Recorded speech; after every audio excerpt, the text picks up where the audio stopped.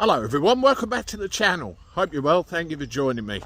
I'm in the park for this one. It's a glorious day, so I thought I'd go for a little wander. I think the sun is right up there, so I might squint on the odd occasion if I'm walking into it, but we'll see how we go. You know, I did a video this morning where I pretty much mirrored what Paul Thorpe said yesterday in his about effectively giving Farage and Reform a bop on the nose and saying, listen here, you need to perk your ideas up, you need to start doing what we all thought you were going to do in the first place. It's been met with a bit of a mixed reaction, a few rude reactions, but generally mixed, and you either get the point or you don't. At the end of the day, by-elections are by-elections, MPs come and go. What matters is 2029. Whether they respond positively to the message or not, I don't know. Knowing these men and how they work, probably not, and it'll probably backfire, so it is a bit of a risky game. What I have a big problem with is the way people think, the way people believe the system works. The system works in such a way that if we don't vote for one of the big two, we could be in a lot of trouble. So if we want to get rid of Labour, we all have to vote Tory in our masses. That's the way it's always been. And what you end up doing, you guarantee one of the two big parties in power for an amount of time. And we've seen again and again and again that this system no longer works. It's broken. That's why we're in the trouble we're in right now, and it needs to change.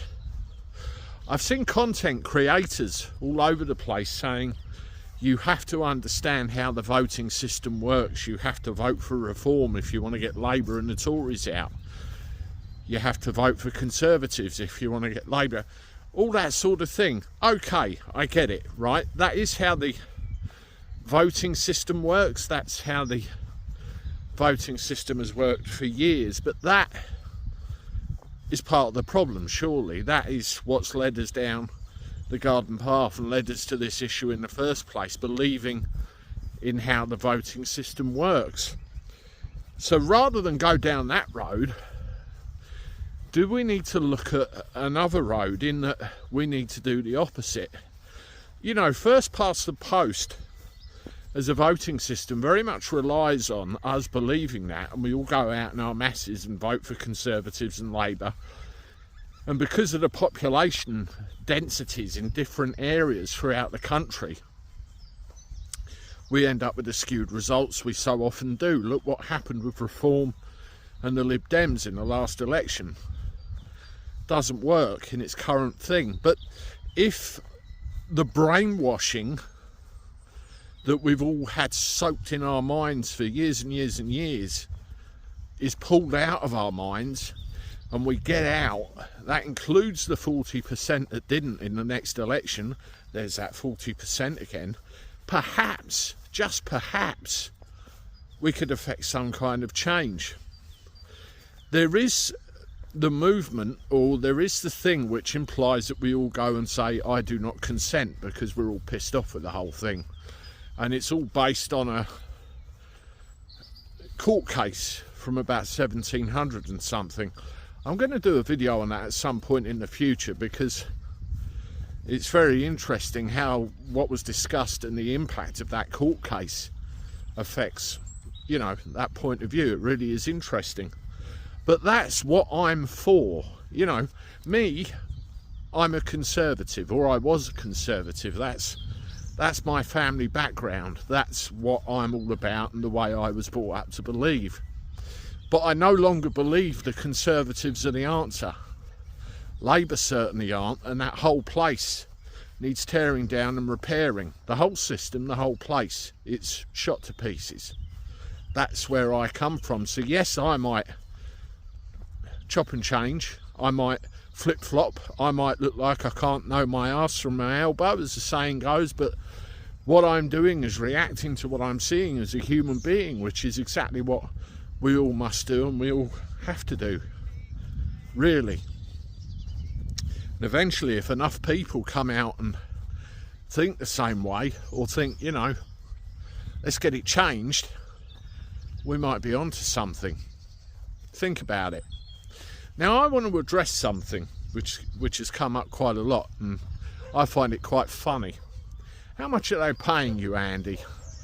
Are you a Labour shill, Andy? Are the Tories greasing your palm with silver so you can make Farage look bad?